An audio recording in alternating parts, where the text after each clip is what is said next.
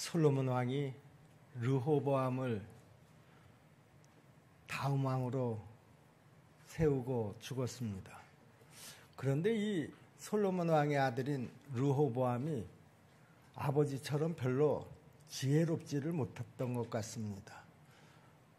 그래서 그 나라를 운영하는 것이 영 서툴러서 백성들 사이에 불만이 고조되기 시작을 했습니다.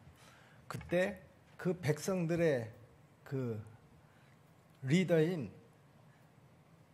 여로보암이라고 하는 사람이 이스라엘의 10지파를 선동을 해가지고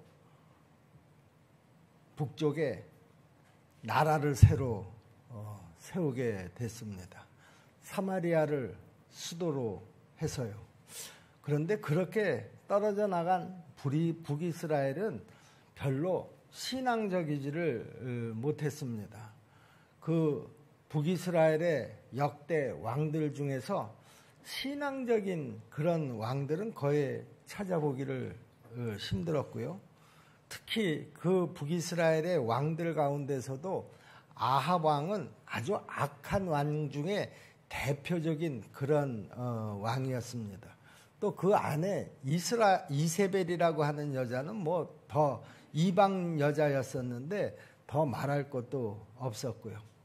자, 오늘 본문은요, 바로 이 북이스라엘의 아합 왕 시대를 배경으로 하고 있습니다. 사람들은 누구나 다 하나님 앞에 멋지게 쓰임을 받기를 원합니다.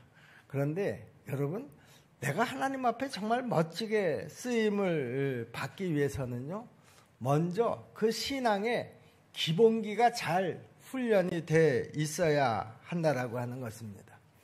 여러분, 그 신앙의 가장 기본기는 여러분 뭐라고 생각합니까? 우리가 신앙생활을 하면서요, 우리가 항상 경험하는 일이기는 하지만은요, 하나님의 공급을 신뢰하는 것입니다. 내가 아무리 지금 어려운 난처한 그런 상황에 처해 있다고 하더라도, 내가 어려움 가운데 처해 있다고 하더라도 하나님께서 반드시 때를 따라서 그 필요를 채워주실 것이다, 일용할 양식을 채워주실 것이다 라고 하는 이 하나님의 공급을 확실하게 신뢰하는 것, 이것이 바로 우리 신앙생활의 가장 기본이 되는 자세다, 그런 말입니다. 이제 하나님께서는 엘리야를 통해서 그 악행을 저지르고 있는 아합 왕에게 나아가서 이제 너가 계속해서 이런 식으로 백성들을 괴롭히고 하나님 앞에 이런 죄를 범한다고 하면 앞으로 북이스라엘에 수년 동안 비가 내리지 않을 것이다, 가뭄이 들 것이다, 그런 말이죠. 그 사실을 가서 선포를 해라. 그래서 엘리야 선지자가 이 하나님의 그 명령을 받고 아합 왕에게 나아가서 이제 앞으로 당신이 하나님 앞으로 돌아서지 않으면 우리 북이스라엘에 수년 동안 하나님의 별도의 말씀이 있을 때까지 심한 가뭄이 들 것입니다. 이렇게 그 이야기를 하고 나왔습니다. 그리고 하나님께서는 그 엘리야 선지자를 그리시네가라고 하는 곳으로 인도를 하셨습니다. 이제 네가 왕 앞에 가서 그런 그 왕이 들어서 불편한 이야기를 했으니 왕이 너를 가만히 두지 않을 것이다.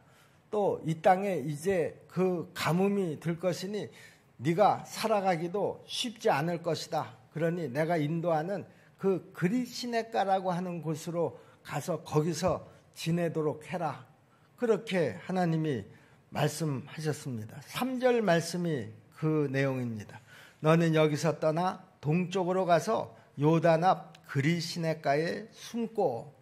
그래서 엘리야 선지자는 하나님의 인도하심을 따라 그리시네가로 가서 이제 거기서 그 거처를 정했습니다.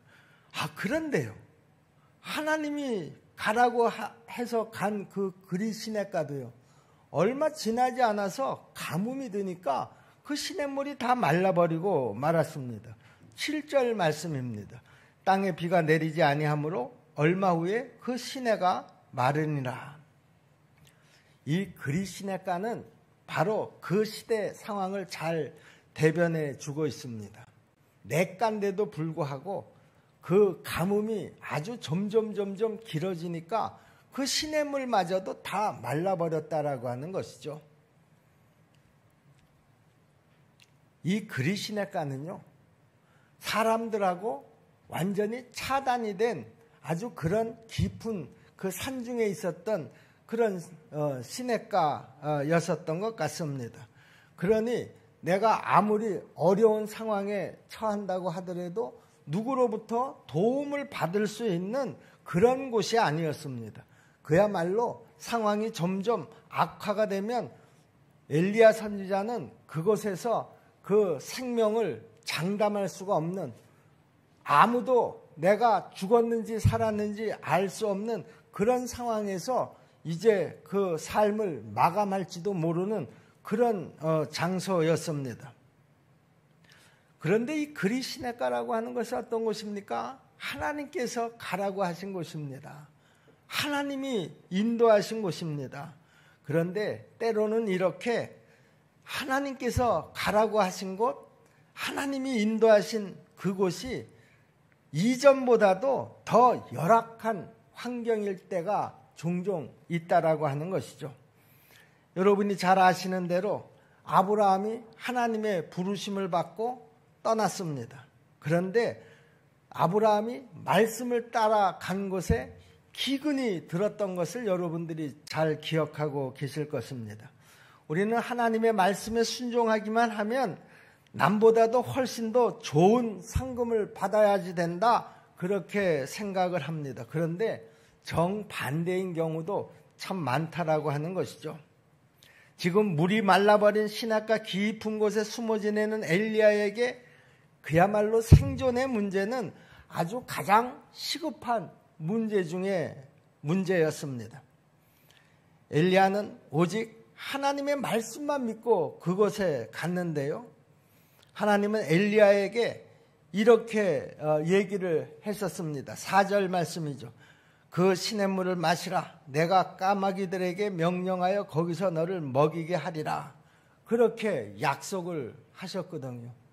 그래서 엘리야 선지자도 그 하나님의 약속의 말씀을 믿고 그리시네가로 찾아갔습니다. 내가 까마귀를 동원해서 너에게 그 먹을 것을 책임지겠다, 너의 생존을 책임지겠다, 그런 말씀이었습니다. 엘리야 선지자는 그 말씀을 믿고 시냇가로 갔었던 것입니다.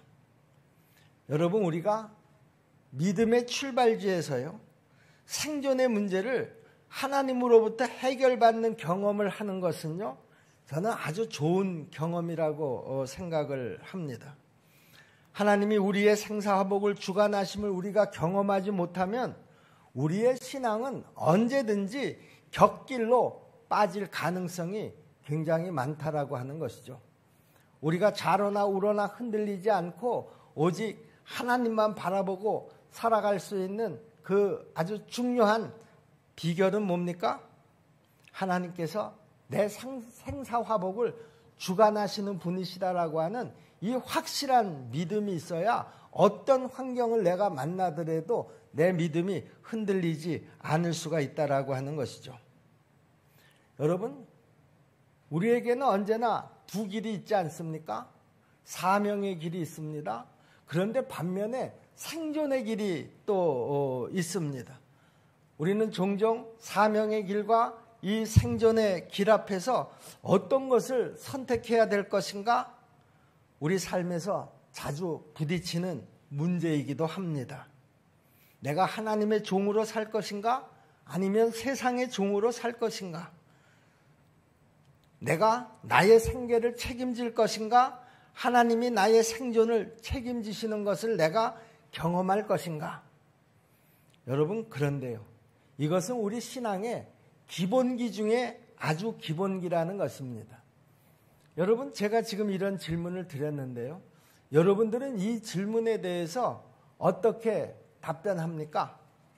이 사명의 길과 이 생존의 길 앞에서 여러분들이 이런 질문을 받으신다고 하면 여러분들은 어떤 답변을 내놓으시겠냐, 그런 말입니다.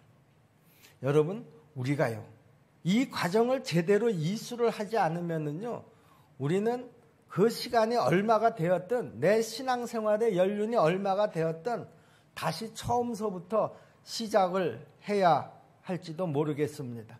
재수강을 해야지 된다, 그런 말이죠. 엘리야는 지금 아무것도 기대할 수가 없는 그야말로 처절한 순간에 빠져버리고 말았습니다. 그리 시냇가에서 누구를 기댈 사람도 없고요, 또 그런 도움을 구할 그런 환경도 없었습니다. 엘리야 선지자는 지금 그 그리 시냇가에서 그렇게 하루하루를 버티다가 죽는다고 하더라도 아무도 알 수가 없는 그런 아주 외진 곳이었다, 그런 말입니다. 하나님은 우리를 종종 이런 곳으로 이끄실 때가 있습니다. 그런데 바로 이런 순간이 하나님께서 나를 위해서 일하실 때이고요, 또 그때가 바로 내 믿음이 자랄 때인 것을 여러분 꼭 믿으시기를 바랍니다. 아무것도 보이지 않을 때요, 우리는 하나님께서 어떻게 그 문을 여시는가 하는 것을 체험해야 합니다. 이런 체험이 하나둘 쌓여갈 때 내 믿음도 점점 성숙해 가는 것이고요, 환경 속에서 흔들리지 않을 수가 있는 것이죠.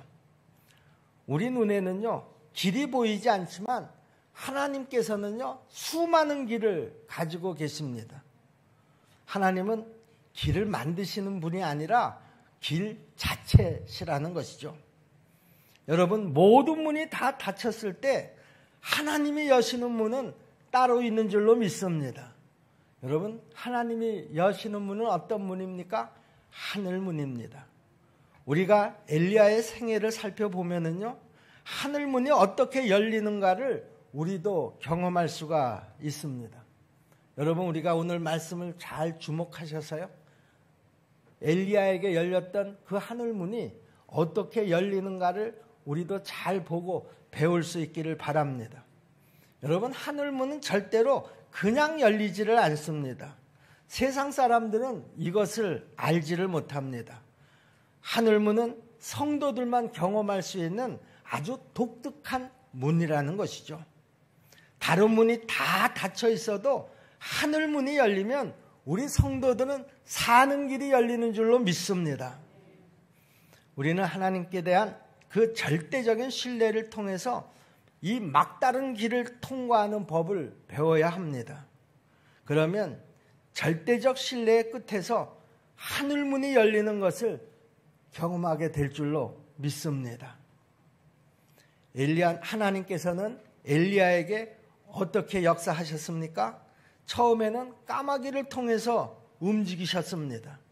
까마귀가 아침 저녁으로 엘리야 선지자를 찾아와서 떡과 고기를 물어다 주게 함으로써 엘리야 선지자를 먹이셨습니다. 6절 말씀이죠.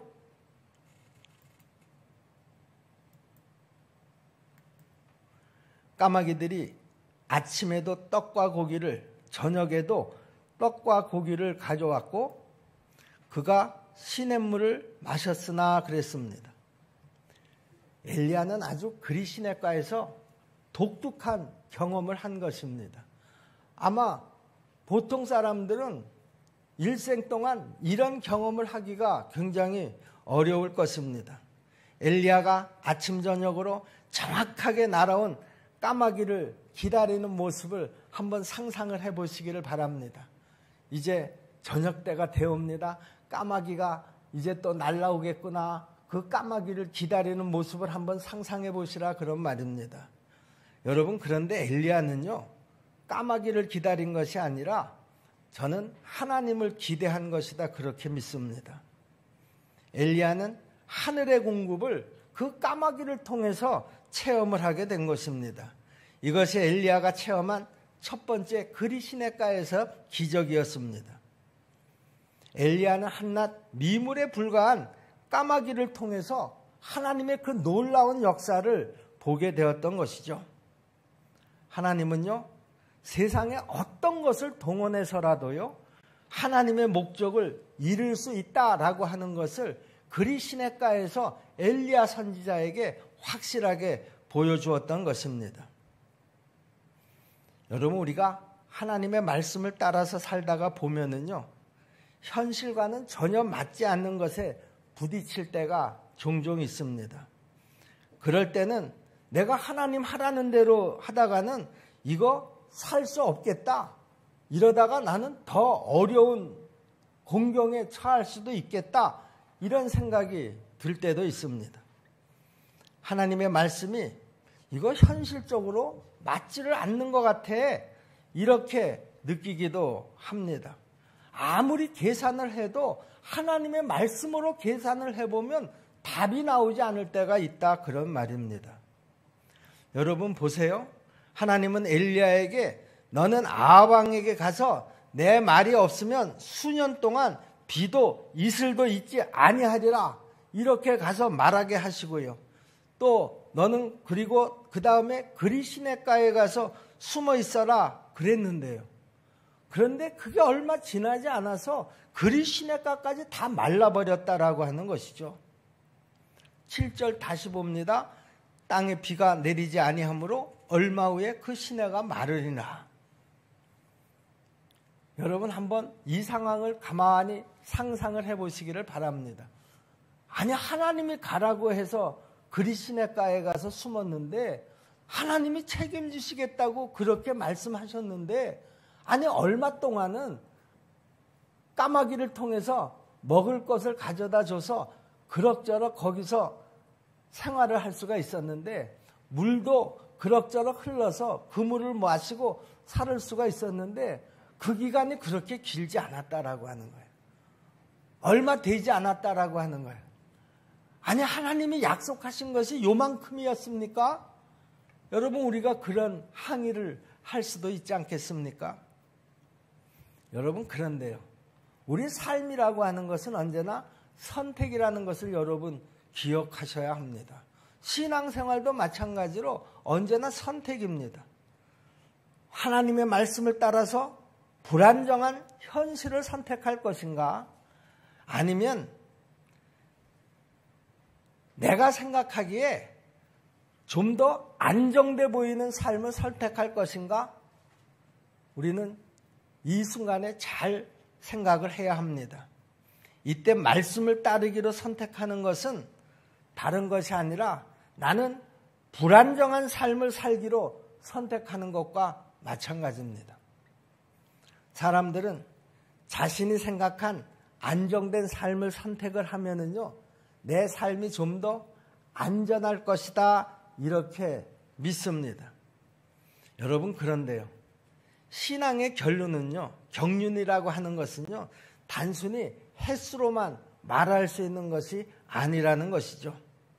하나님이 죽으라고 말씀하시면 우리가 그 죽음의 경지까지 가봐야 합니다. 계산과 설명을 하나님 앞에 요구하면 안 된다 그런 말입니다. 하나님 왜 나한테 이런 환경을 지금 허락하십니까? 하나님이 이렇게 약속을 하셨는데 지금 그 약속하고 이런 현실은 틀리지 않습니까? 이렇게 얘기해서는 안 된다 그런 말입니다. 하나님 한번 설명해 보세요. 지금 내 상황이 어떤 상황입니까? 나는 도대체 이해가 가지 않습니다. 이렇게 해서는 안 된다 그런 말입니다. 하나님께서 우리에게 어떤 명령을 하실 때는요, 당신이 왜 그런 명령을 하시는지 구체적으로 설명을 하지 않으신다라고 하는 것입니다. 또 당신이 말씀하신 것에 대해서 대책도 제대로 설명을 하지 않으십니다. 하나님의 말씀에는 따로 설명서가 붙지 않는다라고 하는 것이죠. 하나님은 우리에게 단지 순종하라고만 말씀합니다. 순종만을 요구하신다 그런 말이죠. 그러므로 하나님의 설명을 듣기 원하는 사람은요, 순종하기가 그렇게 쉽지를 않습니다. 나는 하나님께서 그런 상황에 대해서, 그런 말씀에 대해서 내가 이해하고 설득할 수 있도록 그렇게 설명을 해줘야 내가 믿겠어.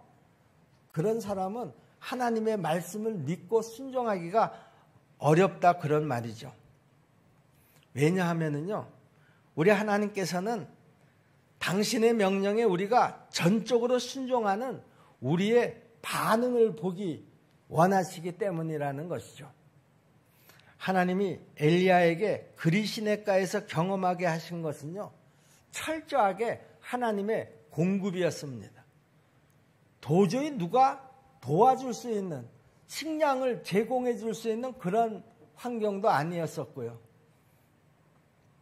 그런데 하나님께서는 그런 환경 속에서 엘리야 선지자를 먹이셨다라고 하는 것이죠.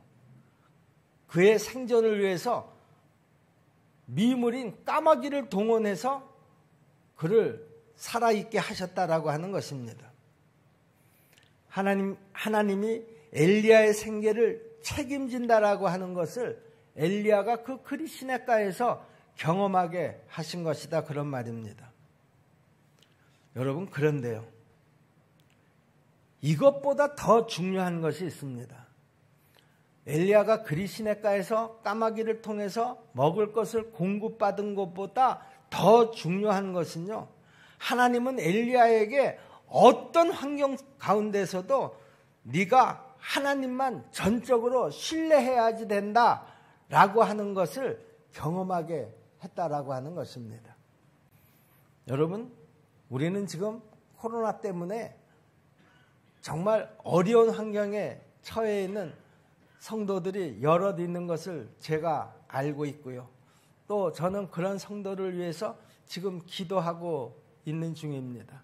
제가 무엇하고 기도하는가 하면은요, 하나님, 이 위기의 상황 속에서 하나님의 공급하심을 경험하게 도와주시옵소서. 그래서 그 위기가 그 성도의 믿음의 성장의 디딤돌이 되게 하여 주시옵소서. 그러면 그 위기는 그 사람에게 훨씬 더 유익할 것이다. 다윗이 고백한 것처럼 고난이 나에게 유익이었다라고 하는 그 고백을 그 성도들도 이 시간이 지나면 똑같은 고백을 할 수 있을 것이다 그런 말이죠.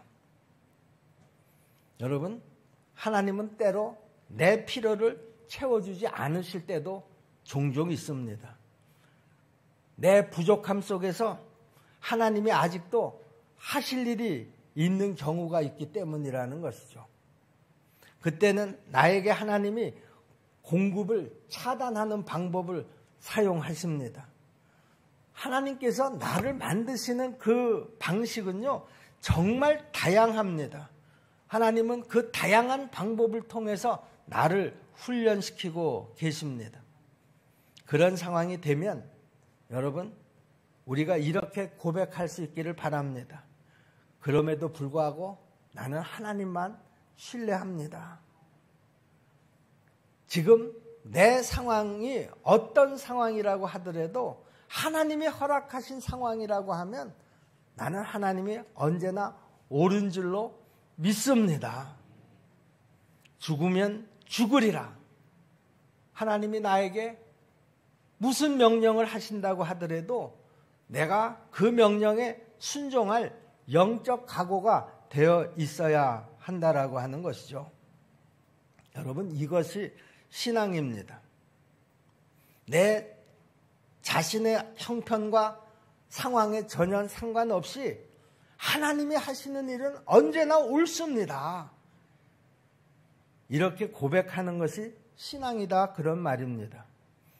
그러므로 우리는 지금 내 처지와 상관없이요, 언제라도 하나님이 하시는 그 모든 일 앞에서 감사하는 태도를 가져야 합니다. 이것이 영적 삶에 대한 훈련이라는 것이죠. 여러분, 신앙이라고 하는 것은요, 뜬구름을 잡는 것이 아니다라고 하는 것입니다. 여러분, 신앙은 언제나 현실이고 실제입니다. 엘리야는 그리시네가에 숨어 있는 동안에 하나님의 역사하심을 체험하게 됩니다. 추상적인 하나님이 아니라 아침 저녁으로 까마귀를 통해서 먹이시는 그 하나님을 경험했다 그런 말이죠. 하나님 앞에서 그리시네가는요, 숨겨진 곳이 아니라 드러난 곳이라는 것입니다.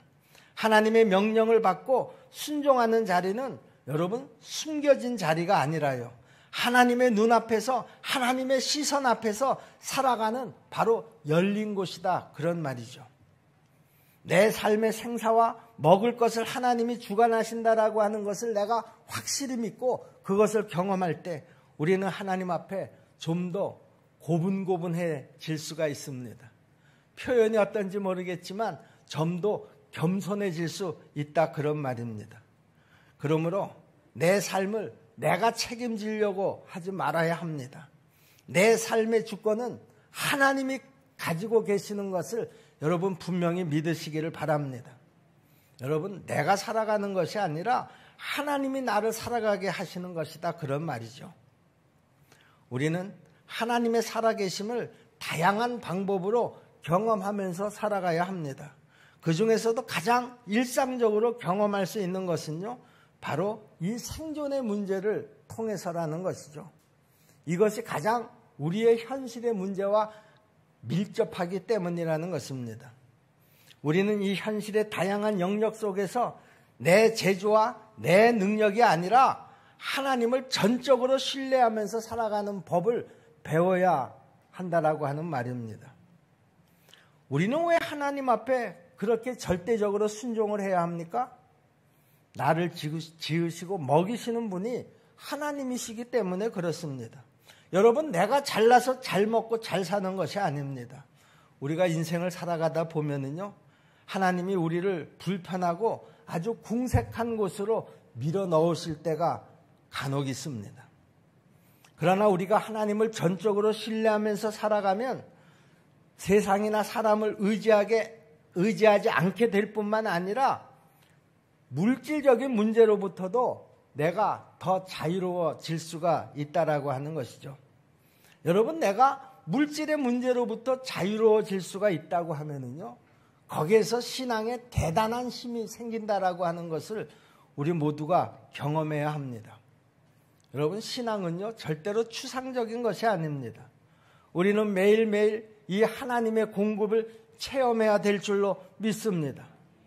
생존의 문제를 철저하게 하나님 앞에 의탁해야 한다라고 하는 말이죠.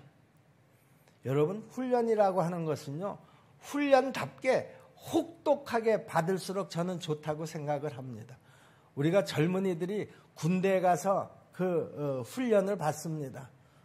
어떤 청년은 일반 보병으로 가서 논산 훈련소에서 훈련을 받는 사람이 있는가 하면은 어떤 특수부대에 가서 더 아주 혹독한 훈련을 받는 청년들도 있습니다. 그러나 그들이 그 훈련의 과정을 거치고 군대 생활을 다 마치고 나왔을 때 보면은요, 그 모습이 천차만별이라는 것을 우리가 경험할 수가 있습니다. 여러분 하나님께서 나를 지금 훈련하십니까? 여러분 내가 지금 훈련을 받고 있다고 여러분 그렇게 느끼시나요? 하나님이 나를 그 훈련장으로 지금 몰아가셨습니까? 혹독하게 받으시기를 바랍니다. 어영부영 받지 마시고요, 철저하게 받으시기를 바랍니다. 내가 어떤 문제에 대해서 쉽게 벗어나려고 하거나 인간적인 방법으로 해결하려고 해서는 안 됩니다. 오히려 내가 그 문제를 통해서 하나님과 더 깊이 만나고 하나님을 더 깊이 경험하고 신뢰하게 될 때 우리의 삶을 하나님께서 사용하시는 그 역사가 일어날 줄로 믿습니다. 서두에서도 제가 말씀드렸지만 우리가 신앙생활을 하면서 나도 좀 하나님 앞에 멋지게 사용을 좀 받았으면 좋겠다, 그런 기대를 가지신다고 하면은요, 그 기대에 앞서서 내가 하나님 앞에 정말 혹독하게 한번 훈련을 받았으면 좋겠다라고 하는 그런 결심과 결단이 먼저 필요하다라고 하는 것입니다. 여러분 이것이 바로 신앙의 기본기라는 것입니다. 여러분 우리의 신앙의 기본기가 탄탄해지면은요, 우리의 신앙의 길이 얼마나 흥미진진해지는지 모릅니다. 하나님께서 이제 앞으로 나를 어떻게 사용하실까 그 기대를 하면은요, 얼마나 내 삶의 미래가 흥미진진해지는지 모른다, 그런 말입니다. 우리가 하나님이 쓰실 만한 도구가 되도록 먼저 기본기가 잘 닦여져 있어야 하나님이 나를 마음껏 쓰실 줄로 믿습니다.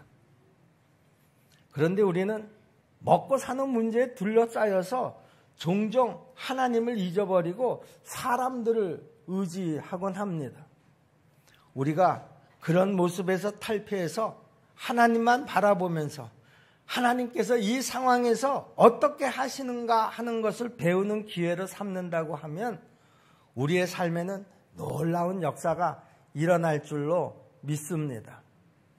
하나님께서 그런 나를 빚으시고 또 그런 나를 더 멋진 인생으로 이끌어 주실 것을 꼭 믿으시기를 주님의 이름으로 축원합니다. 기대를 가지십시다. 지금 상황은 좀 어렵더라도요, 또 보통 사람들보다 내가 지금 더 어려운 상황에 처해 있다고 하더라도요, 하나님, 내가 훈련을 받겠습니다. 훈련시켜 주시옵소서. 우리가 이런 각오로 이 어려운 시기를 잘 극복해 갈 수 있기를 바랍니다. 엘리야 선지자가 그 극심한 가뭄 속에서도 하나님의 인도하심과 전적인 하나님을 신뢰함으로써 이 모든 시간들을 잘 극복해 나갔던 것처럼 말입니다. 이 시간이 지나면 우리 십정동교회 성도들이 물질로부터도 자유로워지고 그리고 하나님과 좀 더 가까워지는 그런 영적 경험들이 더 성숙해질 줄로 믿습니다. 기도하겠습니다. 은혜로우신 아버지 하나님, 우리 앞에 어떤 어려움과 고난이 닥쳐올지라도 하나님이 나와 함께 하심을 분명히 믿습니다. 그 어려움 속에서 하나님께서 나를 만들어 가시는 것을 분명히 믿습니다. 고난 가운데서 하나님을 원망하지 않게 도와주시옵시고 하나님께서 나를 빚으시고 만들어 가시는 그 과정으로 내가 확신하게 도와주시옵소서. 이 과정을 다 지나고 나면 내 믿음이 정금과 같이 되어질 것도 믿게 도와주시옵소서. 하나님 앞에 더 멋지게 사용될 것을 확신하게 도와주시옵소서. 은혜로우신 아버지 하나님, 이 모든 환경들이 내 믿음의 성장에 디딤돌이 될 수 있도록 도와주시옵소서. 예수님의 이름으로 믿고 기도하옵나이다.